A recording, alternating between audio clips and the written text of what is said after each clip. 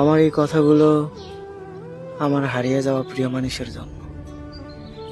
এই যে তুমি আমার সাথে যোগাযোগ বন্ধ করে দিয়েছো, একটা বার কি ভেবে দেখেছো আমি কেমন আছি? কখনো খোঁজ নিয়ে দেখেছো আমার দিনগুলো কেমন কাটে যাচ্ছে? বিশ্বাস করো, তুমি ছেড়ে যাওয়ার পর থেকে একদিনও আমি শান্তি করে ঘুমাতে পারি না।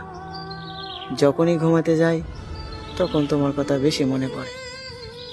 তোমাকে একটা কথা বলবো, আচ্ছা একটা বারও কি তোমার মনে হয় না যে এই মানুষটার সাথে থাকলে তুমি কেমন থাকতে?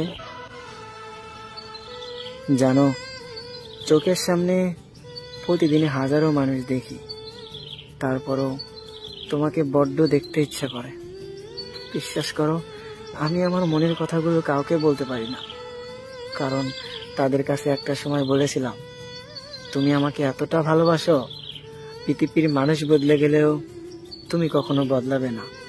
অথচ দিন শেষে তুমি আগে বদলে গেছো। আচ্ছা সত্যি করে একটা কথা বলবা, আমার কথা কি তোমার একবারও মনে পড়ে না?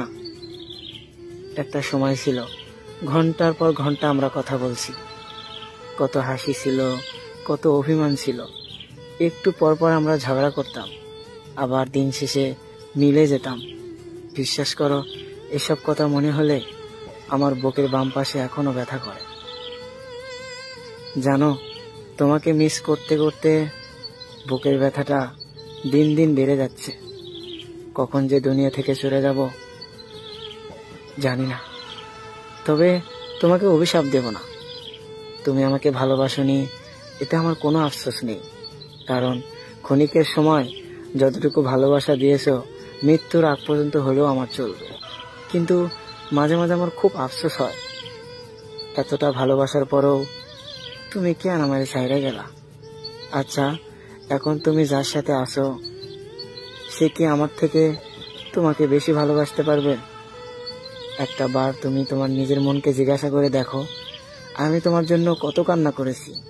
তোমার সামান্য একটু ভালোবাসা পাওয়ার জন্য বাচ্চাদের মতো কান্না করে তোমায় বলতাম, প্লিজ জান আমারে ছাইড়া দেও না।